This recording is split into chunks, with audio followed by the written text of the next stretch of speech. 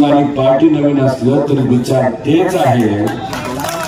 आणि इथे असणारे मायबाप जनता सुद्धा तीच होती ज्यांनी तुम्हाला या ठिकाणी निवडून दिलं। त्यांचा अभिमान आणि मान सन्मान तुम्ही नेहमी नेहमी त्या ठिकाणी राखता।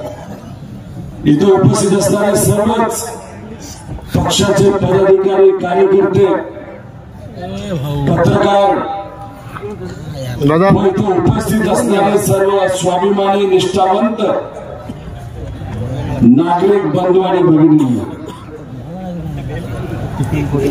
छत्रपती शिवाजी महाराज, विश्वरत्न डॉक्टर बाबासाहेब आंबेडकर, क्रांती सूर्य महात्मा फुले, क्रांती ज्योती सावित्रीबाई फुले, पुण्यश्लोक अहिल्यादेवी होळकर, लोकशाहीर अण्णाभाऊ साठे,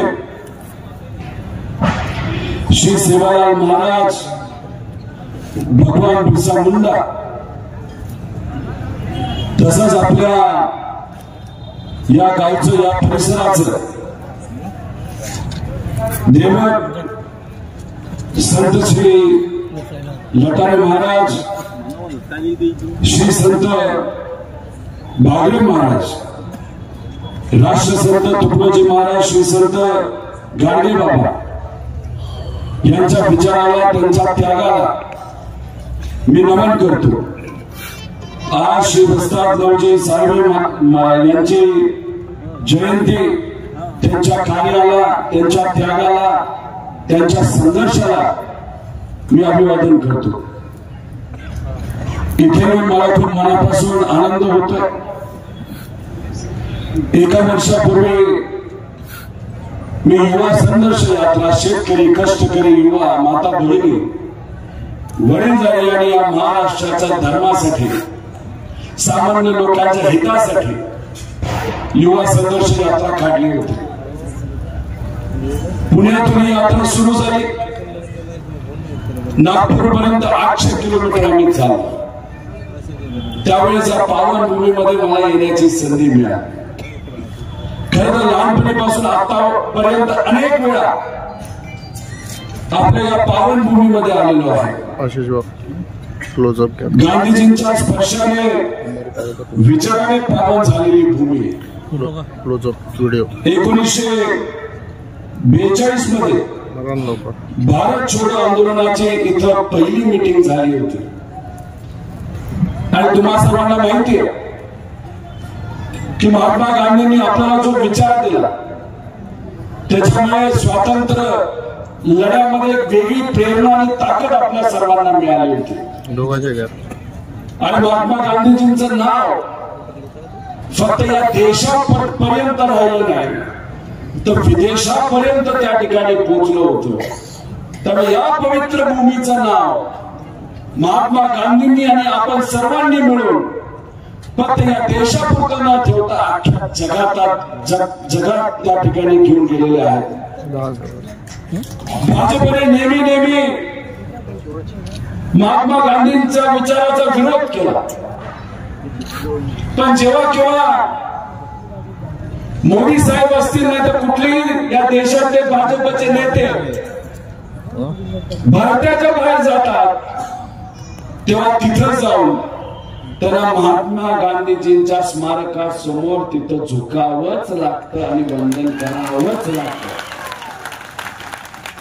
हीच तर विचाराची ताकद आहे। भाजपने कोणाला झुकवलं असेल तर सामान्य लोकांना झुकवलेलं आहे। त्यांना असं वाटतं की त्यांच्याकडे पैसा आहे, सत्ता आहे, दबाव तंत्र आहे, ईडी आहे, सीबीआय आहे, इन्कम टॅक्स, मग कोणालाही ते झुकू शकतात। पण मला भाजपला आणि भाजपच्या नेत्यांना सांगायचंय, काही नेते झुकतील, पण महाराष्ट्रातली स्वाभिमानी जनता ही दिल्ली समोर कधीही झुकणार नाही। त्यामुळे या भूमीमध्ये ब्रिटिशांना भारतातून काढण्यासाठी भारत छोडो या तिथं त्या ठिकाणी आंदोलन इथं सुरू झालं होतं। आता भाजपला महाराष्ट्र छोडो आंदोलन सुद्धा या ठिकाणी आपल्या सर्वांना सुरू करायचं आहे आणि त्याची सुरुवात झाली आहे। आजच सकाळी महाराष्ट्राच्या विधानसभेचा सर्वे आला त्याच्यामध्ये असं दिसतंय की आपल्या महाविकास आघाडीच्या घटक पक्षांना कमीत कमी 155 ते 160 आमदार त्यांचे निवडून येणार आणि या महाराष्ट्रामध्ये महाविकास आघाडी सरकारच येणार. 4 दिवसापूर्वी महायुतीच्या नेत्यांनी एक असा सर्वे पुढे आणला की महायुतीचं सरकार या राज्यात येते. पण आता हवा बदलायला लागली. लोकांनी आता ठरवलंय, वातावरण लय गरम व्हायला लागले आणि या महाराष्ट्रामध्ये महायुती कुठेही येणार नाही. आलं तर फक्त महाविकास आघाडी सरकारच त्या ठिकाणी येणार. जे भाजपचे लोक आहेत आणि खास करून देवेंद्र फडणवीस अतिशय खोटं बोलणारे व्यक्तिमत्व, त्यांच्यासारखं खोटं या महाराष्ट्रामध्ये देशामध्ये कुणीही बोलू शकत नाही. जर नेताच इतका खोटारडा असेल, त्यांचा उमेदवार किती खोटं बोलू शकतो हे त्या ठिकाणी आपण समजून घ्या.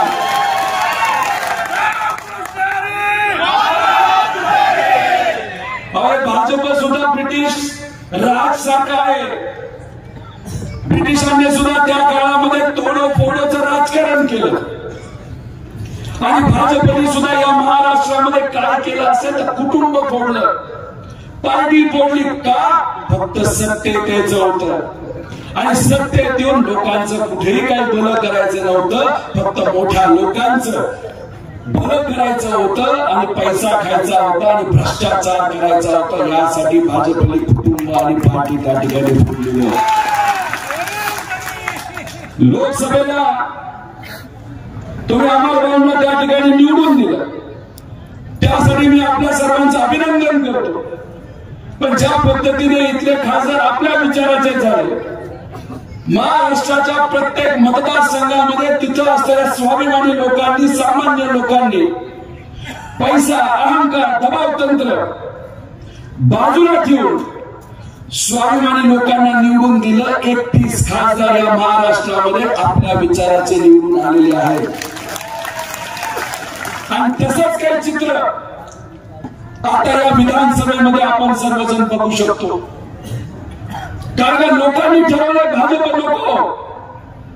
भाजप कधीही सामान्य लोकांचा विचार करत नाही. इथं असणाऱ्या मान्यवरांना, नागरिकांना मला विचारायचे की तुमच्याकडे किती लोक शेतकरी आहेत, त्यांनी हात वर करा. सोयाबीन पीक घेणारे शेतकरी किती, त्यांनी हात वर करा. कपाशी घेणारे शेतकरी त्यांनी हात वर करा. दूध उत्पादक शेतकऱ्यांनी हात वर करा. आता मला या सर्व लोकांना विचारायचंय की भाजप सरकारने आपल्यासाठी गेल्या 10 वर्षामध्ये काय केले. 2014ला देवेंद्र फडणवीस साहेबांचे सुद्धा मोठे नेते खोटं बोलण्याच्या बाबतीत मोदी साहेब या भागामध्ये आले होते. मोदी साहेबांनी 2014ला काय सांगितलं होतं येत असताना मायबाप जनतेला की भाजपचं सरकार आल्यानंतर आम्ही शेतकऱ्याला तिथं भाव हा डबल करू सांगितलं होतं नव्हतं.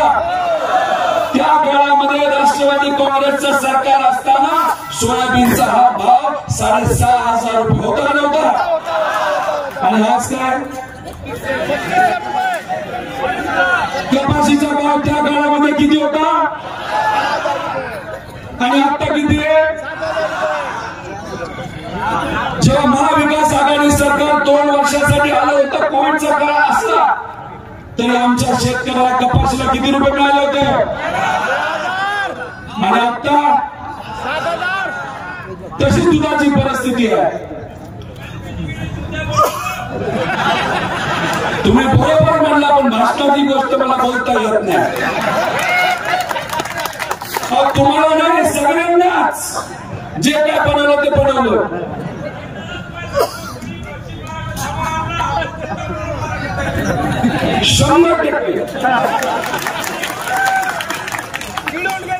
अहो, सोयाबीन उत्पादन करण्यासाठी प्रत्येक एकराला किती खर्च येतो.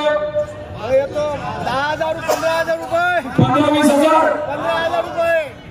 आणि आता जर भाव काढला आणि 5 क्विंटलचं उत्पादन घेतलं, किती रुपये हातात आले? 10-15 हजाराचं नुकसान झालं. ते सरकारचं झालं का तुमचं झालं? आणि त्यासाठी सरकारने आपल्याला काय मदत केले? वाड्यावर सोडून दिलं. दुधाच्या बाबतीत सुद्धा तुम्ही म्हणता तसं आपल्याला गाया विकायला लागल्या गाया. जेव्हा दुष्काळाची परिस्थिती या महाराष्ट्रामध्ये होती तेव्हा चारा छावण्या भाजपच्या सरकारने सुरू केल्या नाही. पिण्याचं पाणी सुद्धा जनावरांना नव्हतं. आणि जेव्हा इलेक्शन आलं तेव्हा तुम्ही गायला काय म्हणतात? राष्ट्रमाता आहे, राष्ट्रमाता. पण जेव्हा आमची ही गाय, आमची माता जेव्हा अडचणीत होती, प्यायला खायला काय नव्हतं, तेव्हा साधिका गायला तुम्हाला मदत करता आली नाही. फक्त इलेक्शन मध्ये तुम्ही हारणार असं दिसायला लागलं की तुम्ही तिथं वेगळ्या वेगळ्या योजना तिथं घोषणा करायला लागल्या. आमच्या इथं बसणाऱ्या माता भगिनींना मला सांगायचंय, सरकारने काहीतरी महिन्याला 500 रुपयाची योजना काढली.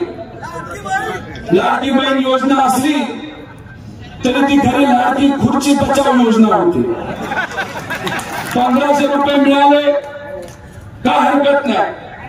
जेव्हा ही योजना आली त्यानंतर दिवाळी आली. दिवाळीसाठी तुम्ही खरेदीला गेला, सोयाबीनचं तेल घेतलं. काय सोयाबीनच्या तेलाची किंमत परवडतं का आपल्याला? आपण तुम्ही हा सुद्धा प्रश्न केला पाहिजे. सोयाबीनचा डबा जर 2200-2300 रुपयाला असेल आणि जर आमचं सोयाबीन शेतकऱ्यांनी कष्ट करून घाम गाळून त्या ठिकाणी उत्पादित केलं, त्याची किंमत जर तिथं 3000 रुपये असेल तर मधला मलिदा कोण खातं? हा प्रश्न आपण सर्वांनी त्या ठिकाणी केला पाहिजे. मला माहित नाही या भागामध्ये अमित शहा साहेब येणार आहेत का नाही येणार? येणार आहेत का? येणार आहेत. पोतभर सोयाबीन घ्या आणि खास लावणारा जे कापूस असतं कपाशी ते घेऊन जावा आणि द्या भेट त्यांना. मला असं कळालं ते मोठ्या नेता येणार तिकडं, टीव्हीवर दिसतात, पिक्चर मध्ये दिसतात. कंगना पुढचं मला माहित नाही कसं बोलायचं. काही महिन्यांपूर्वी काय बोलले होते? आंदोलन करणारे शेतकरी हे आतंकवादी असतात असं कोण म्हणलं होतं? ज्या उमेदवाराला, ज्या फेकू उमेदवाराला हे माहित नाही सभेला कोणाला आणायचं कोणाला आणायचं नाही, त्या उमेदवाराला काय आपण मतदान देणार आहे? आता ह्या सभेत समजून तर कंगना करायच्या असतील तर त्यांची सभा कॅन्सल झालीच पाहिजे. जे शेतकऱ्याला आतंकवादी म्हणतात अशा लोकांना इथे एंट्री नाही. या पावनभूमीमध्ये आम्ही एंट्री करून देणार नाही. देवेंद्र फडणवीस साहेब येऊन गेले का? येणार आहेत का? येणार आहेत का? येणार आहेत वाटतं मला कळालं. अहो मोहरा त्यांना मला सांगायचंय, जे काही सर्वे आतापर्यंत झाले त्याच्यामध्ये तुम्हाला लीड 45,000 ते 50,000 आहे. आमचे देवेंद्र फडणवीस साहेब इथं प्रचाराला, ते सुद्धा भाजपच्या प्रचाराला येत असतील तर तुम्ही 75,000च्या लीडनी निवडून येणार. देशाचं राजकारण जर कुणी या महाराष्ट्रामध्ये आणलं असेल तर त्यांचं नाव आहे देवेंद्र फडणवीस. या महाराष्ट्रामध्ये येऊन अमित शहा असतील तर मोदी साहेब हे कधी शेतकऱ्याच्या, कष्टकऱ्याच्या, आमच्या माता भगिनींच्या सुरक्षतेच्या आणि आमच्या युवाच्या भवितव्याबद्दल कधी पण शब्द काढत नाहीत. पण काय शब्द काढतात?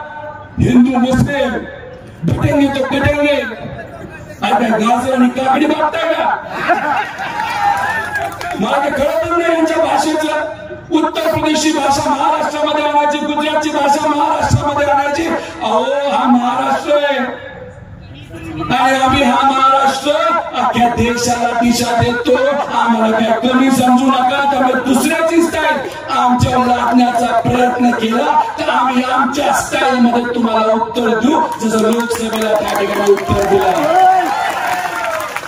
लोकसभेला सुद्धा पैशाचा वापर केला. एका मतदारसंघामध्ये 150 कोटी रुपये आले. कुठून आले हे पैसे? अहो 60,000 कोटीचा भ्रष्टाचार केला लोकांनी 2.5 वर्षांमध्ये आणि त्याच्यातला काही पैसा लोकसभेसाठी वापरला. हे जे काय गुजरातशाही आणण्याचा लादण्याचा प्रयत्न आपल्या महाराष्ट्रावर होतोय, पैसे द्या लोकांना विकत घ्या. अहो आम्ही मराठी माणसं आहोत, महाराष्ट्राची माणसं आहोत, आम्ही स्वाभिमानी आहोत आणि आमच्या स्वाभिमानाची किंमत कुणीही करू शकत नाही. या भाजपच्या गुजरातच्या नेत्यांना त्या ठिकाणी आपल्याला सांगावं लागेल. मग अशी सांगितलं उदाहरण देत असताना कुठला तो मार्ग, समृद्धी मार्ग. त्या समृद्धी मार्गामध्ये भाजपच्या नेत्यांनी आणि त्यांच्या मित्रपक्षांनी 10,000 कोटीचा मलिदा खाल्लाय आणि त्या 10,000 पैकी 2-3 कोटी त्यावेळी जेव्हा गुजरातचं इलेक्शन होतं तिथं असणाऱ्या भाजपच्या पक्षाला निवडून आणण्यासाठी या समृद्धीचा पैसा, या मार्गाचा पैसा तिथं वापरलेला आहे. आणि 60,000 कोटी तुमचे आपल्या सगळ्यांचे पैसे जो भ्रष्टाचार या राज्यामध्ये 2.5 वर्षामध्ये केला त्याचा पैसा आता जे कर्नाटकामध्ये भाजप काँग्रेसचं सरकार आहे ते काँग्रेसचं सरकार पाडण्यासाठी हे भाजपचे लोक तिथं पैसा वापरणार आहे. अहो एसटी आदिवासी समाजाचे लहान पोरं जे शाळेत जातात त्यांच्या दुधामध्ये यांनी भ्रष्टाचार केला. तुम्हाला दुधाला भाव किती देतात? 20, 25, 30 रुपये. अहो आदिवासी समाजाच्या मुलांना जे काही दूध जातं त्याच्यामध्ये आळ्या सुद्धा असतात. एक घड्याळ पक्ष आहे ज्याचे 12 वाजले, त्यांचा एक नेता पुण्यामध्ये पवार साहेबांना सोडून तो गेला. त्याच्या मित्राच्या कंपनीला या राज्य सरकारने कॉन्ट्रॅक्ट दिला. शेतकऱ्याकडनं दूध 25 रुपयाला घेतात आणि राज्य सरकारला कितीला विकतात? 147 रुपयाला. 120 रुपये पर लिटर फायदा त्या कंपनीचा तिथे झाला. आणि आमचे शेतकरी काय म्हणतात, आम्हाला 5 रुपये तरी द्या अनुदान. 5 रुपये तुम्हाला वेळेवर मिळतं का? अहो एससी समाजाची जी लहान मुलं आहेत शाळेत जातात, शिकावं, मोठं व्हावं, विश्वरत्न डॉक्टर बाबासाहेब आंबेडकरांनी सांगितलं शिकलं पाहिजे. त्या मुलांच्या जेवणामध्ये पौष्टिक आहारामध्ये भाजपच्या आणि मित्र पक्षाच्या एका नेत्याने 320 कोटीचा मलिदा खाल्ला. अँब्युलन्स त्याच्यामध्ये गरिबाच्या लोकांना हॉस्पिटलमध्ये घेऊन नेलं जातं. 6,000 कोटीचा मलिदा खाल्ला. असं हे सरकार आणि आमच्या शेतकऱ्याला जर कुठं मदत लागत असेल तर म्हणतात पैसा नाही. अहो सोयाबीन उत्पादक शेतकऱ्याने गेल्या वर्षी एका वर्षात 25,000 कोटी रुपयाचं नुकसान सहन केलंय आणि या वर्षी तुमचं नुकसान 35,000 कोटी रुपयाचं या महाराष्ट्रामध्ये होणार आहे. कपाशीच्या आमच्या शेतकऱ्याचं नुकसान 15,000 कोटीचं गेल्या वेळेस झालं. आता या महाराष्ट्रामध्ये असणाऱ्या कापूस उत्पादक शेतकऱ्याचं नुकसान हे 20,000 कोटी रुपयावर जाणार आहे. पण आमचं सरकार म्हणतंय आम्हाला कोणाचंच घेणं देणं नाही, आम्हाला फक्त आमची लाडकी खुर्ची पाहिजे आणि आम्हाला तिथं पैसा घ्यायचा. एवढंच त्या ठिकाणी चाललंय. ह्याचं उत्तर कुठंतरी आपल्याला मतदानाच्या माध्यमातून द्यायचं का नाही द्यायचं? मग कधी मतदान? 20 तारखेला. काय चिन्ह आपलं? तुतारी वाजवणारा माणूस. काय चिन्ह? मग आपल्या ताईंना आपल्याला किती हजार लीड निवडून द्यायचं? किती? आणि फेकून त्यांचं डिपॉझिट तिथं आपलं जप्त करायचं का नाही करायचं? नक्की ठरवलं आपलं. त्यामुळे हे जे काही सरकार आहे ते आपलं सरकार नाही, त्याचं उत्तर या इलेक्शन मध्ये आपल्या सर्वांना द्यायचंय.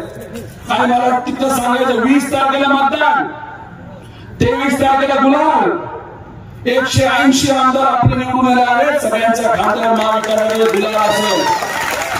20 तारखेला मतदान, 23 तारखेला गुलाल, 26 तारखेला आमदारकीची शपथविधी, मुख्यमंत्रीची शपथविधी. त्यानंतर पहिल्या कॅबिनेट मध्ये या महाराष्ट्रातल्या शेतकऱ्यांसाठी 3 लाख रुपयाची कर्जमाफी प्रत्येकाला त्या ठिकाणी होणार. आमच्या लाडक्या बहिणी तुमच्यासाठी आता 1,500 रुपये मिळतात. तुम्हाला महिन्याला 3,000 रुपये महाविकास आघाडी सरकार देणार. पण आमच्या लाडक्या बहिणींच्या मुलाला मुलीला हाताला काम देऊन त्यांना नोकऱ्या सुद्धा देणार आणि महिन्याला 15, 20, 25 हजाराचा पगार कसा मिळेल यासाठी सुद्धा आमचं सरकार तिथं प्रयत्न करणार. त्या शेवटी आपण सर्वजण कष्ट कशासाठी करतो? पुढच्या पिढीसाठी करतो. तुम्हाला जे काही हातामध्ये 4 पैसे येतात त्यात तुम्ही बंगला बांधत नाही, गाडी घेत नाही, तुम्ही कशासाठी वापरतात? आपल्या मुलाला तिथे ग्रॅज्युएट आणि पोस्ट ग्रॅज्युएट करण्यासाठी वापरतात. आणि मग एवढा त्याग करून मुला मुलींना शिकवल्यानंतर आज सगळ्यांच्या हातामध्ये, या युवांच्या हातामध्ये डिग्री आहे, पण हाताला काम आहे का? MIDC अमरभाऊंनी आणली आणि भाजपचे फेकूचे क्रेडिट घेतात. अहो अमरभाऊ 500 सोडा, महाविकास आघाडीचं सरकार येते, तुमच्या 500 मध्ये अजून 500 ऍड करायचं आणि या मतदारसंघामध्ये ताईंच्या माध्यमातून MIDC आपण आणायचे आणि त्याच्यामध्ये आमच्या या मुला मुलींना तिथं हाताला काम आपल्याला द्यायचं. यासाठी आपल्या सर्वांना तिथे प्रयत्न करायचे. हा माणूस तुम्हाला सर्वांना भेटतो का नाही? नेहमी नेहमी सुखदुःखात असतो का नाही? ऊन असू दे ना तर पाऊस असू दे, हा माणूस तुम्हाला दिसतो का नाही? भाजपचा उमेदवार फॉर्म भरण्यासाठी गेला, गरमी होती, AC नव्हता, तर टप्पीने पडला असं मला कोणीतरी सांगितलं. आरोग्याची अडचण असेल तर त्या बाबतीतली काळजी घेतली पाहिजे, पण सर्वसामान्य सेवा द्यायची असेल तर AC मध्ये मुंबईत बसून चालत नाही, लोकांमध्ये त्या ठिकाणी यावं लागतं, लोकांसाठी झटावं लागतं.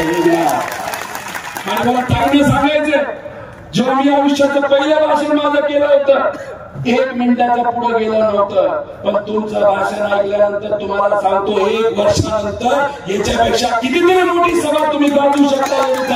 आणि ताकद तुमच्यामध्ये तिथे आहे. आणि तुम्हाला मार्गदर्शन करण्यासाठी अमरभाऊ आहेतच. त्यांचे भाषण आज मी पहिल्यांदा ऐकलं, लय जबरदस्त भाषण. मला तर विरोधकाचं काही कळतच नाही. म्हणतात कुटुंबात उमेदवारी दिली, अमरभाऊंचं म्हणणंच नव्हतं कुटुंबामध्ये द्या, उलट ते म्हणत होते यांना देता येईल का, त्यांना देता येईल का, हे बघू ते बघू. पवार साहेबांनी सांगितलं महाविकास आघाडी सरकार आणायचं, प्रत्येक उमेदवार हा महत्वाचा आहे, तुमचं मन नसलं तरी आम्हाला ही आमदारकी तुमच्या घरामध्येच द्यायची. आणि पवार साहेबांचा आदेश आला आणि अमरभाऊंनी तो त्या ठिकाणी ऐकला. कारण पवार साहेबांनी सांगितलं की ताईंना आपल्याला उमेदवारी द्यायची, कारण प्रत्येक आमदार हा आपल्या सर्वांसाठी महत्वाचा आहे. पलीकडनं मोठ्या प्रमाणात पैसा येणार आहे, मला 500, 1000, 1500 रुपये दिले जातील. इथं असलेल्या जनतेला मला विचारायचे, 500 रुपये जर दिले मताला तर आमदार किती वर्षासाठी असतो? मग वर्षाला किती झाले? 100. मग दिवसाला किती झाले? 30 पैसे. 1000 रुपये दिले तर किती झाले? 60 पैसे. 1500 दिले तर 1 रुपया. आपल्या स्वाभिमानाची किंमत काय 1 रुपया का?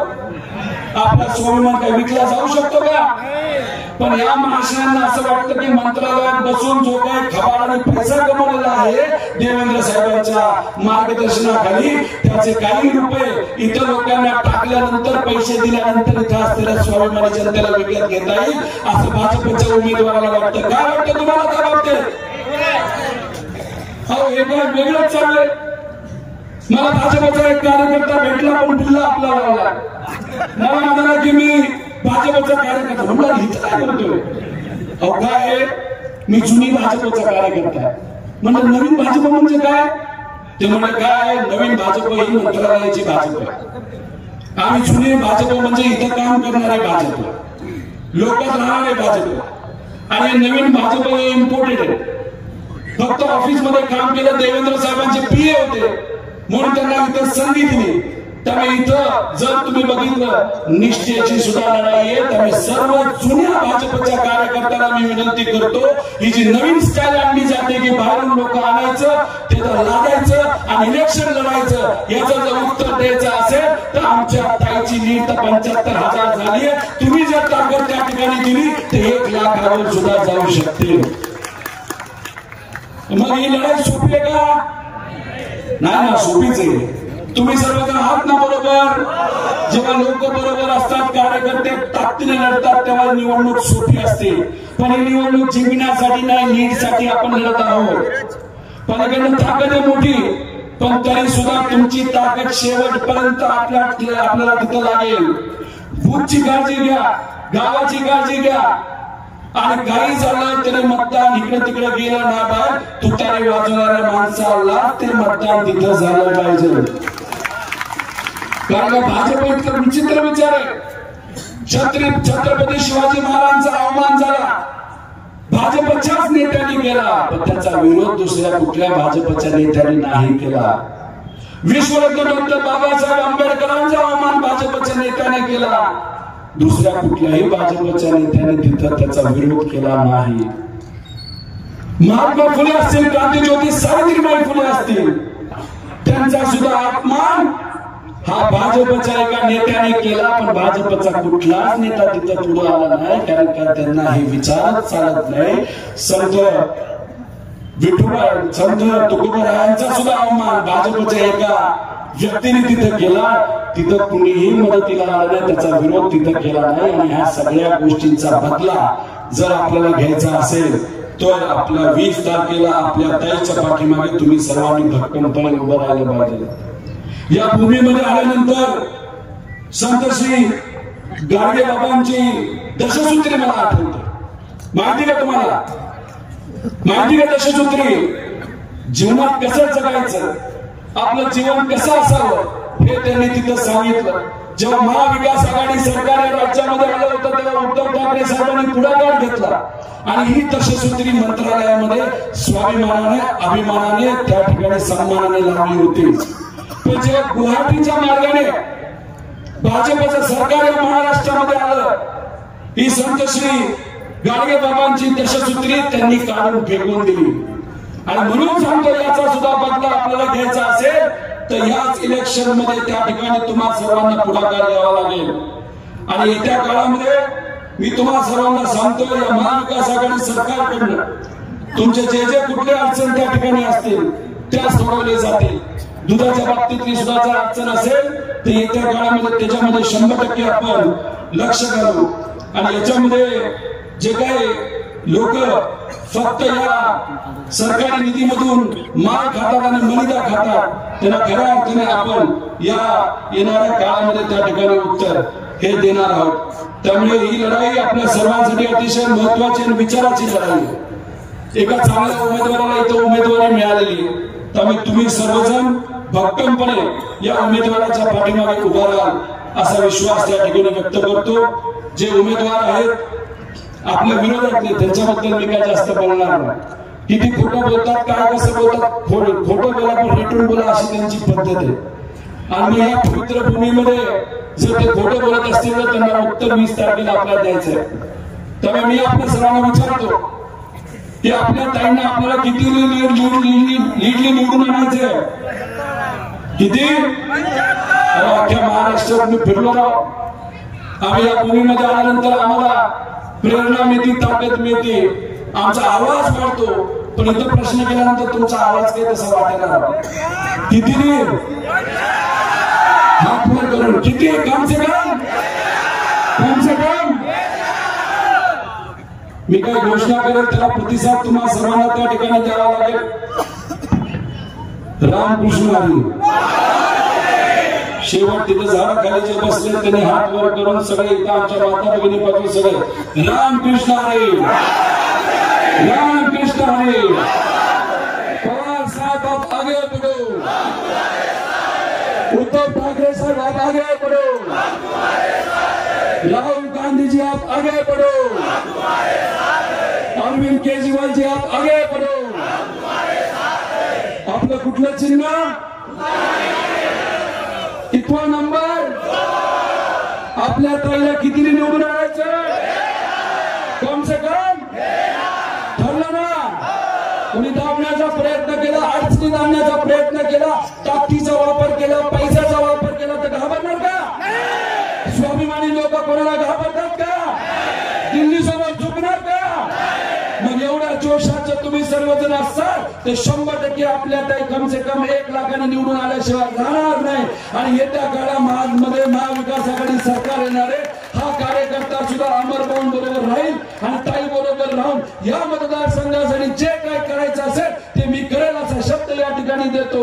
आणि पवार साहेबांनी जे काम या महाराष्ट्रामध्ये केलेलं आहे ते बघून तुम्ही सर्वजण पवार साहेबांना त्या ठिकाणी पाठिंबा द्याल. आणि अमित शहा इथे येऊन जे म्हणतात पवार साहेबांनी 10 वर्षामध्ये कृषी मंत्री असताना काय केलं तर त्यांना एवढंच सांगायचं की त्यांनी शेतकऱ्याला जगवलं आणि हे उत्तर अतिशय महत्वाचं आहे आणि तेच उत्तर लोकसभेला लोकांनी दिल्यामुळे 23 खासदारांना भाजप 9 वर आलं आणि या विधानसभेला अमित शहाना परत एकदा उत्तर द्यायचे पण इंटरेस्ट सकट तिथं उत्तर द्यायचे आणि 180 आमदार महाविकास आघाडीचे आपल्याला निवडून आणायचे आणि त्याच्यामध्ये आपल्या ताईला कम से कम 1 लाखाने निवडून द्यायचे ते तुम्ही सर्वजण द्याल आणि हा जोश बघितल्यानंतर एकदम वातावरण जबरदस्त झालेलं आहे त्यासाठी मी तुम्हाला सर्वांना आभार व्यक्त करतो ताईंना आजच शुभेच्छा देतो आणि थांबतो जय हिंद जय महाराष्ट्र रामकृष्ण हरी